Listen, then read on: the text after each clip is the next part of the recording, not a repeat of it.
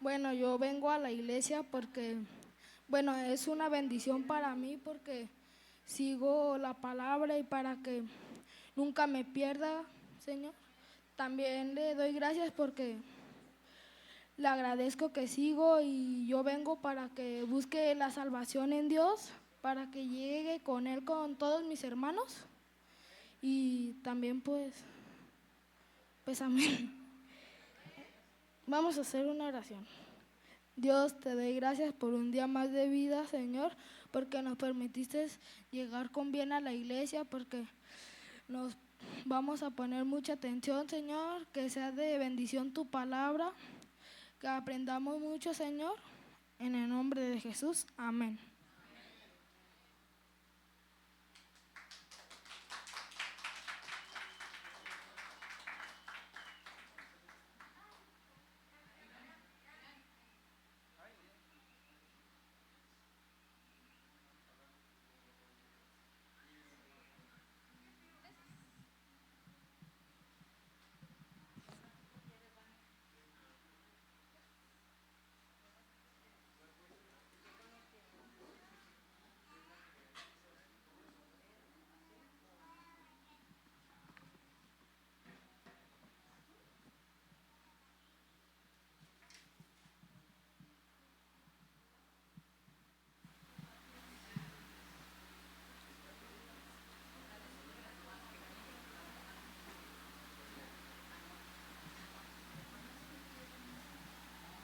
¿Ya?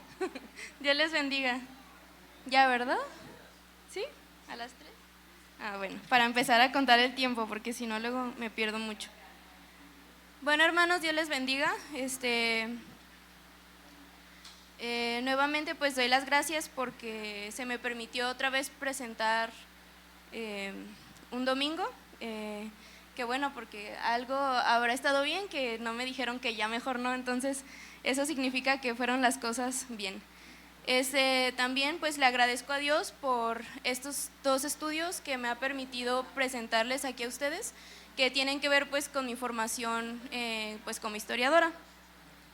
Ayer que estaba terminando de redactar como el esquema, me estaba acordando pues como de todo lo que tuvo que pasar para que pues en algún momento yo pudiera presentar esto, ¿no? Y me dio como mucha, ¿cómo será la palabra? Nostalgia, no, como mucho sentimiento, no sé exactamente cómo decirlo, pero pues me estaba acordando de como sí, o sea, de todo lo que tuvo que pasar para que pues pudiera llegar aquí, ¿no? Y para poder estudiar lo que estudié, porque yo en algún momento ya me iba a salir de la carrera porque no la podía pagar, entonces la iglesia me pagó, no me acuerdo si el examen o me pagó el primer semestre de la licenciatura, y pues así yo pude seguir la licenciatura, después la maestría y ahorita gracias a Dios estoy en el doctorado. Entonces, pues haber pasado de una licenciatura hasta un posgrado, la verdad es que para la gloria de Dios es un salto muy grande y le doy gracias a Dios que me ha permitido pues especializarme en algo que me gusta mucho, ¿no? Y pues yo en la carrera me especializo en otra cosa, que es historia de la ciencia, o sea, nada que ver con esto. Sin embargo, pues la carrera pues te brinda las herramientas para poder estudiar pues cualquier hecho histórico y me agrada o me reconforta saber que puedo regresar también por medio de Dios a la iglesia algo que me dieron, no sé si me explico, ¿no? Yo recibí y ahora me toca pues también darlo para gloria de Dios. También ayer que estaba pensando en todo esto, me acordaba de los primeros semestres en los que estuve en la licenciatura, ¿sí, verdad, no? Sí, los primeros semestres fueron bien difíciles como cristiana, porque entras a la licenciatura y no es nada más en historia, en muchas carreras, y te empiezas a investigar el método científico, la corroboración de fuentes, que todo esté respaldado por un hecho comprobable, que sea repetible, etcétera, y entonces te empiezas como a cuestionar bien feo, pues lo que crees, ¿no? No nada más en cuanto al cristianismo, sino en un montón de creencias que uno como persona tiene y que a veces no ponemos en duda, sino quedamos por hecho.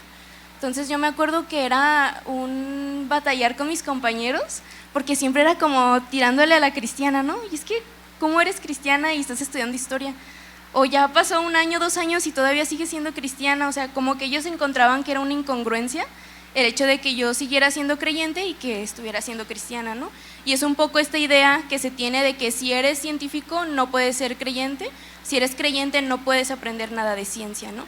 Cosa que ya hemos visto a lo largo de estas semanas que no es cierto, no necesariamente tiene que haber pues esta dicotomía o este contraste entre una y otra cosa. Entonces también estaba yo pensando que para mí siempre que me preguntaban que si la carrera me había hecho dudar de la existencia de Jesús o de mis creencias, yo les decía que no. O sea, hubo un momento en el que sí me puse como a reflexionar y como a valorar, ¿no? Pero en sí dudar, no, me pasó lo contrario. Yo sé que muchos sí llegan a la universidad y su fe sí cae, pero conmigo fue al revés. Y fue porque me di cuenta que la historia, aunque es parte de un método científico, no es 100% precisa, que es lo que hemos estado diciendo también. O sea, la historia siempre está en constante construcción y siempre se van a poner, todas las cosas siempre van a estar en duda. Y esas dudas son por equivocaciones humanas. Entonces, si había tantos sujetos históricos que tomábamos como verdaderos puestos en duda, pues porque yo iba a poner en duda a Jesús, ¿no? Sí, es como aprender a valorar un poco esas cosas. Y bueno, estaba reflexionando de eso y nada más quería compartirles. Y otra cosa también que estuve pensando pues es la importancia de comprender históricamente la existencia de Jesús. Y ya nos había explicado Irán que sí es importante como defensa de la fe, una parte que yo creo que todos los cristianos debemos tener un poco de apologetas, que no significa que todos nos vayamos a dedicar a eso. Hay personas que se especializan en eso.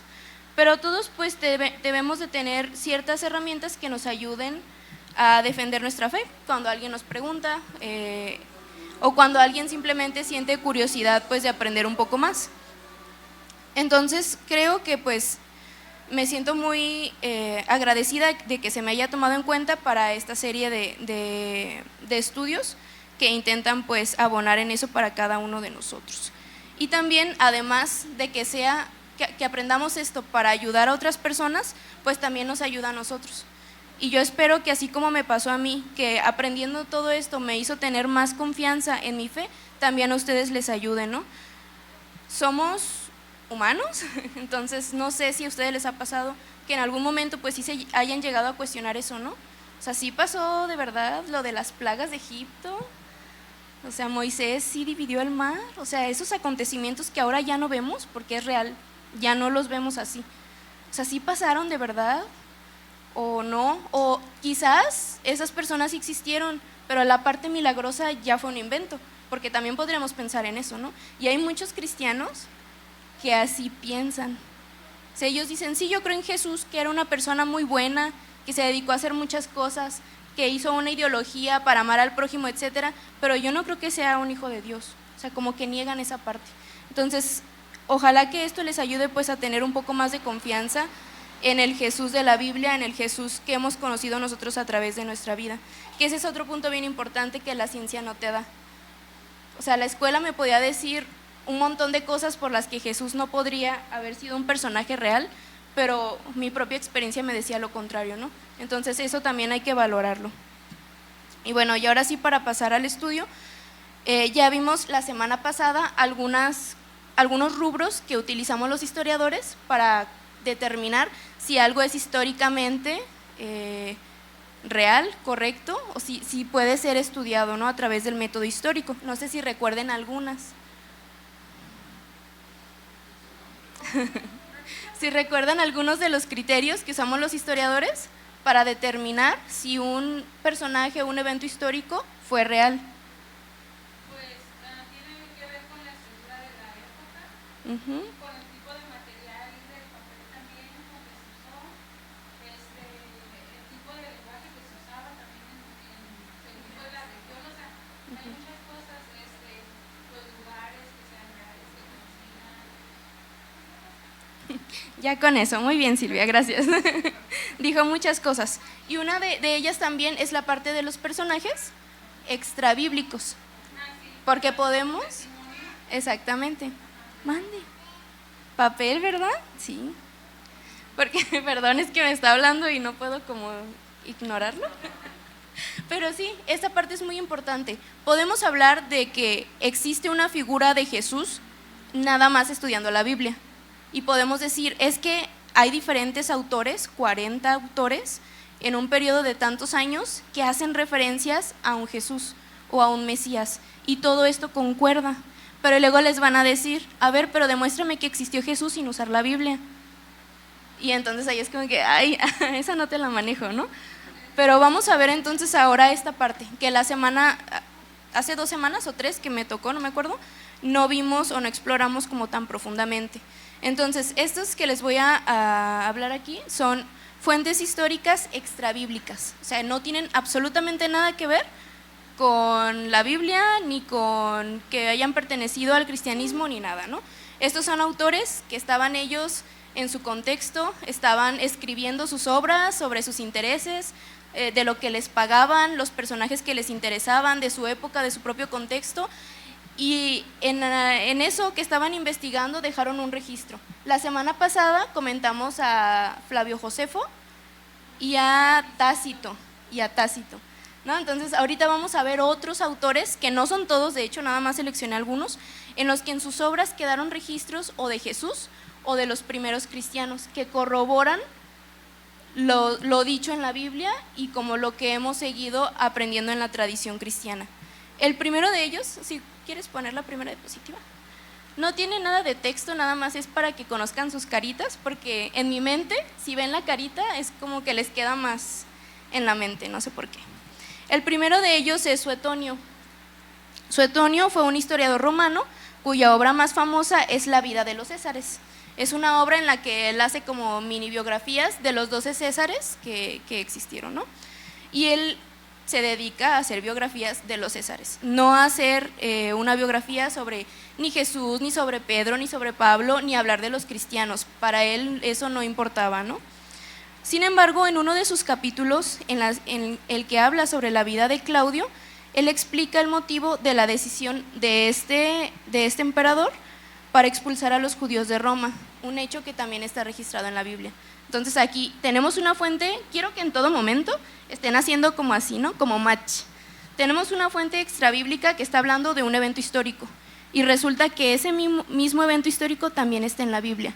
Entonces es como agregarle como un puntito, ¿no? Una palomita a la Biblia, porque la Biblia entonces no está diciendo mentiras y le da más credibilidad a lo que está escrito, ¿sale? Entonces, él pone, puesto que los judíos constantemente hacían disturbios por la instigación de Cresto, él los expulsó de Roma.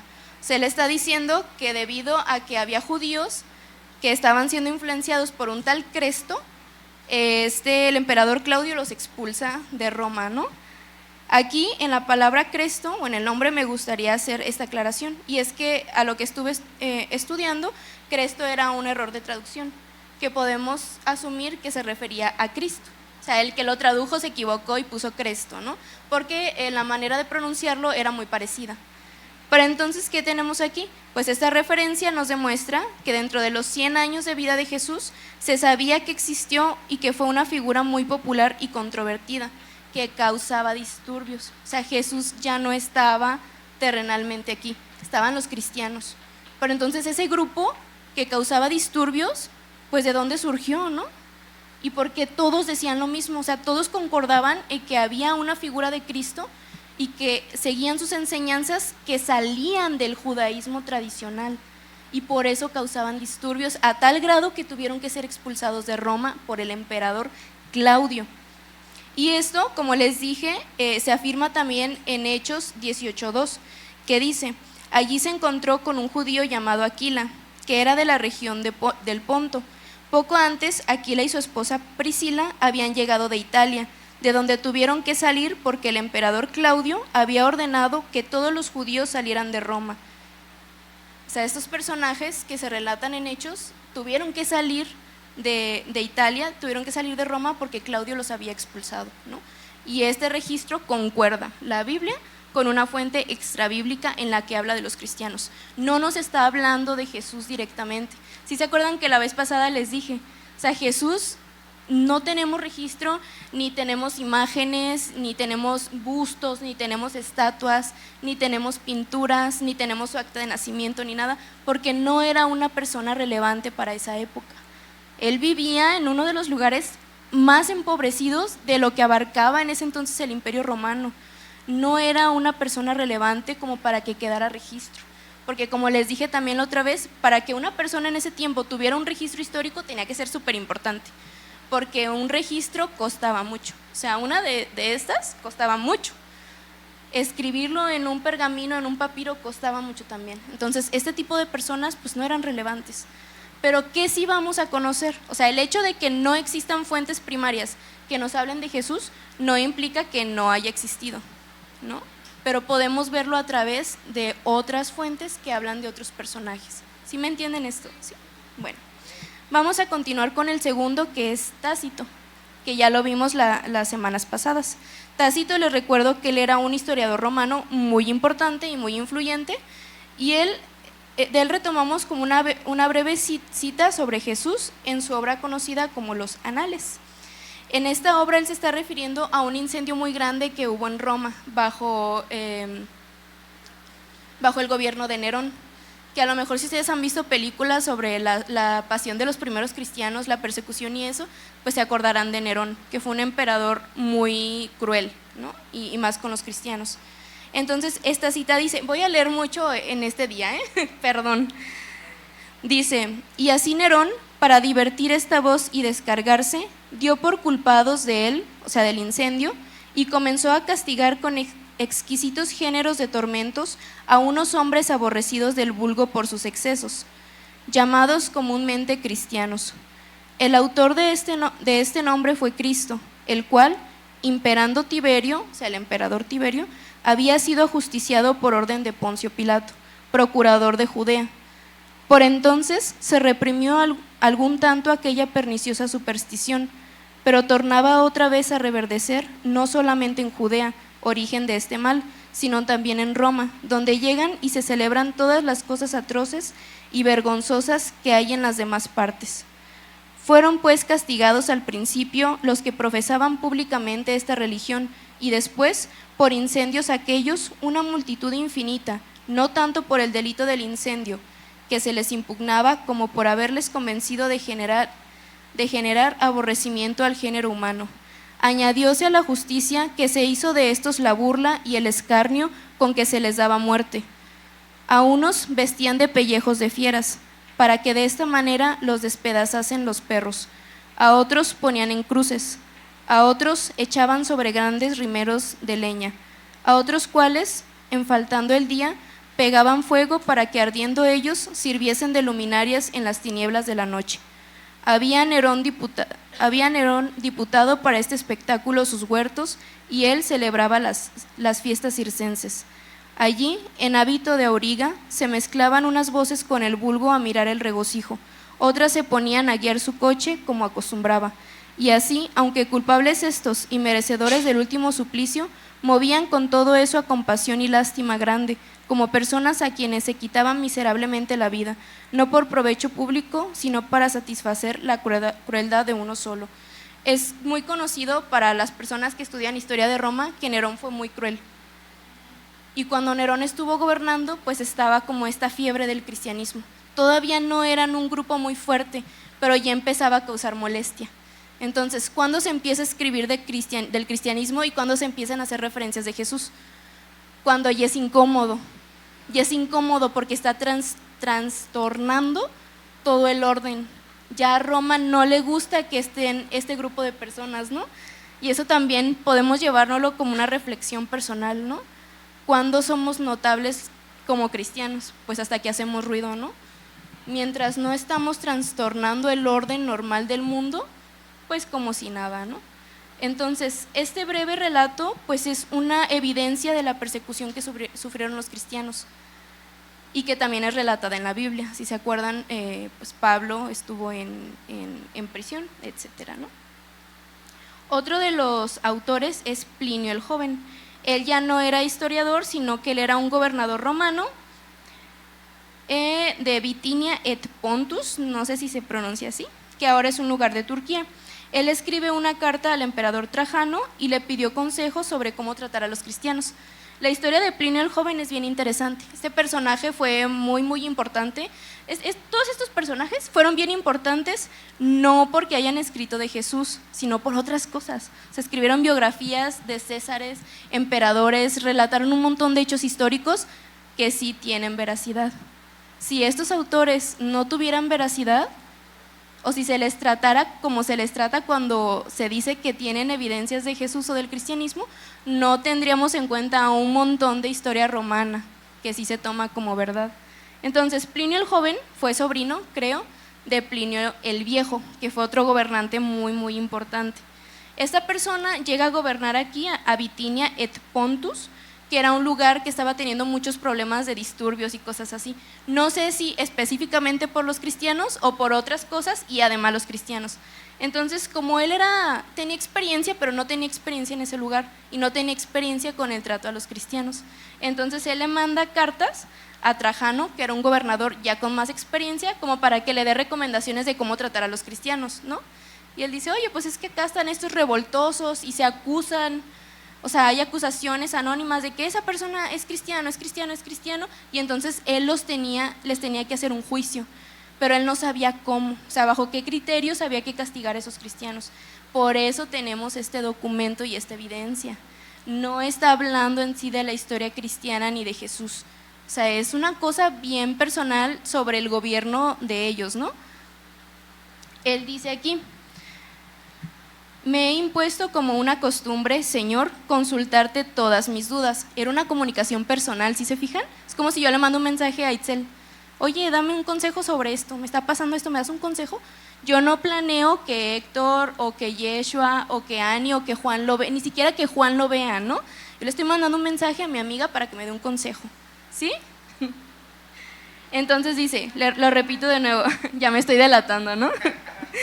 Me he impuesto como una costumbre, Señor, consultarte todas mis dudas, porque ¿quién podría en efecto guiarme en mis incertidumbres o enseñarme en mi ignorancia mejor que tú? Nunca he asistido a los procesos contra los cristianos, de modo que ignoro cómo y hasta qué punto se acostumbra a castigarles o a interrogarles. Se divulgó un libelo anónimo denunciando a muchas personas por ser cristianas. Eran pues acusados anónimamente. Llevados ante mí, aquellos que negaban ser o haber sido cristianos han invocado a nuestros dioses y han suplicado ofreciendo incienso y vino ante una efigie tuya, a que tal fin yo había ordenado traer allí, junto con estatuas de nuestras divinidades. O sea, esa era una forma de probar si eran cristianos o no. Los hacían ofrecerle vino y adorar a sus dioses, y si lo hacían, entonces no eran cristianos.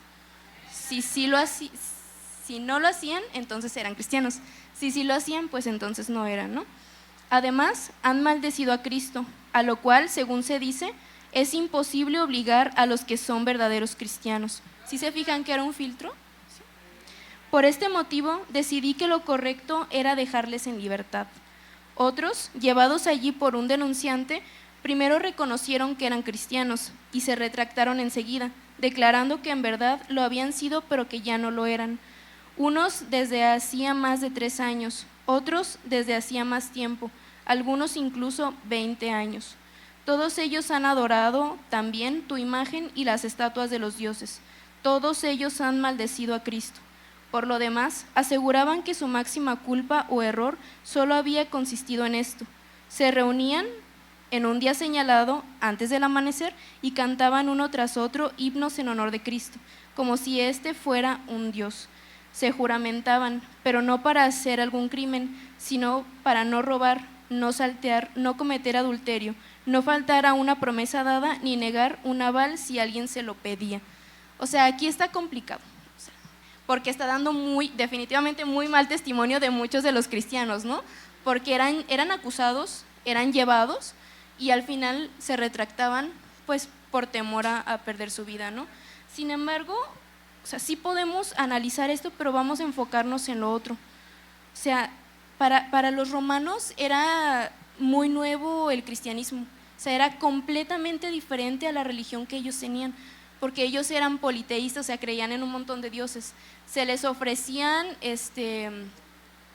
¿cómo se dice?, tributos, pero eran completamente terrenales, no era un sacrificio vivo como el cristianismo. Y Cristo o el cristianismo incentivaba a ser buenos con el prójimo, cosa que la religión romana no tenía. Era una religión muy cruel y era en general un pueblo muy cruel.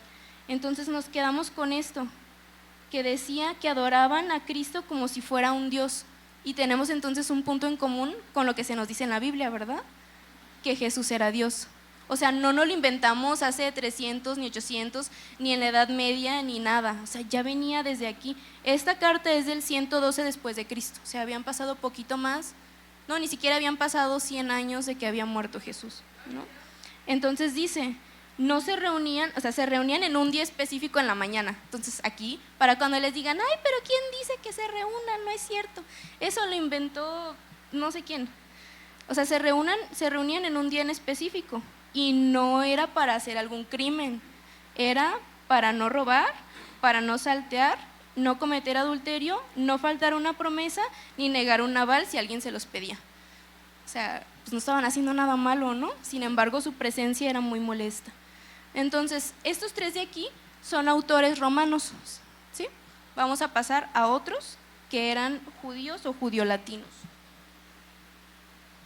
Del segundo no encontré imagen y puse esa. Ahorita van a ver por qué.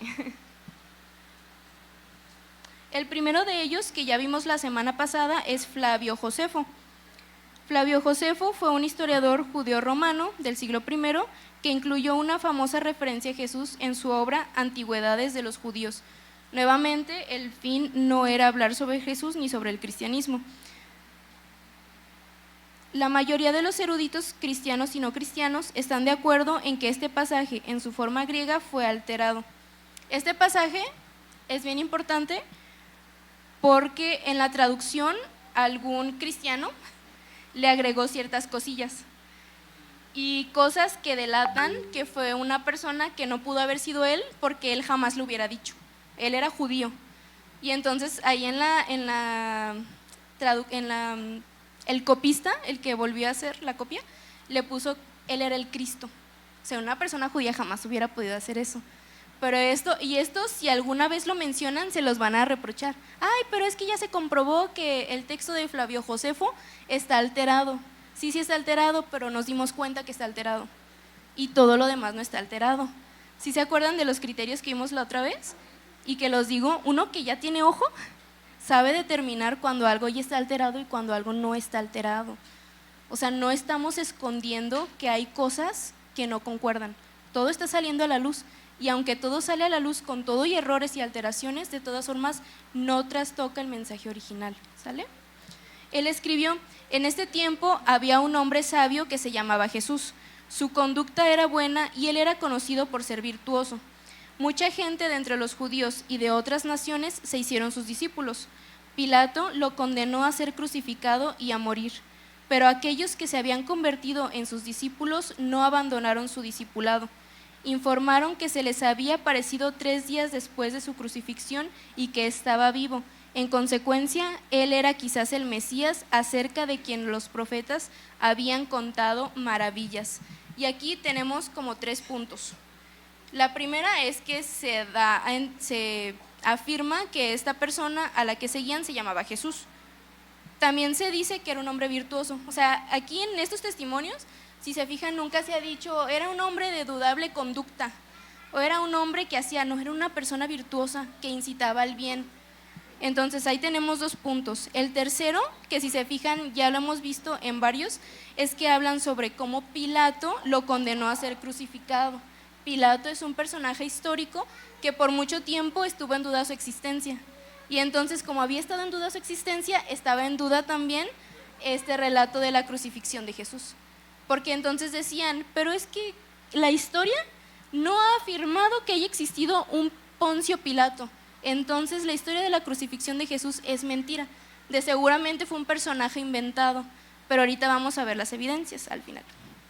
Pero entonces nada más para que lo tomen en cuenta. Y también encontramos otro punto en común, que es que se les apareció 3 días después de su crucifixión. Y que estas primeras personas ya hacían como una relación entre que Jesús era la persona de quien los profetas hablaban. O sea, tampoco fue una invención tardía, porque hay personas que empiezan a decir eso, ¿no? Que el Jesús que conocemos ahora se fue construyendo a lo largo del tiempo, cuando no es cierto. Desde 100 años, el siglo I, ya vemos a un Jesús construido como lo conocemos nosotros, ¿sí? En algún momento, estoy segura, se los van a decir. Entonces, el segundo autor es Talús.